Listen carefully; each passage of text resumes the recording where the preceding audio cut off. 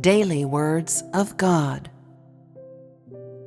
Now you are to pursue becoming the people of God, and shall begin the entire entry onto the right track. To be the people of God means entry into the age of kingdom. Today you officially begin to enter into the training of the kingdom, and your future lives shall cease to be as slack and sloppy as they were before. Such lives are incapable of attaining the standards required by God. If you do not feel any urgency, then this shows that you have no desire to improve yourself, that your pursuit is muddled and confused, and you are incapable of fulfilling God's will. Entry into the training of the kingdom means beginning the life of the people of God. Are you willing to accept such training? Are you willing to feel a sense of urgency? Are you willing to live under God's discipline?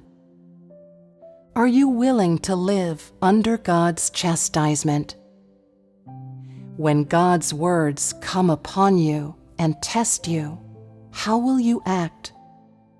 And what will you do when faced with all manner of facts? In the past, your focus was not on life. Today, you must enter into the reality of life and pursue changes in your life disposition. This is what must be achieved by the people of the kingdom. All those who are the people of God must possess life. They must accept the training of the kingdom and pursue changes in their life disposition. This is what God requires of the people of the kingdom. God's requirements for the people of the kingdom are as follows. 1. They must accept God's commissions, which is to say, they must accept all of the words spoken in God's work of the last days. 2. They must enter into the training of the kingdom. 3. They must pursue having their hearts touched by God. When your heart has completely turned to God and you have a normal spiritual life, you will live in the realm of freedom, which means you will live under the care and protection of God's love. Only when you live under the care and protection of God will you belong to God. 4. They must be gained by God. 5.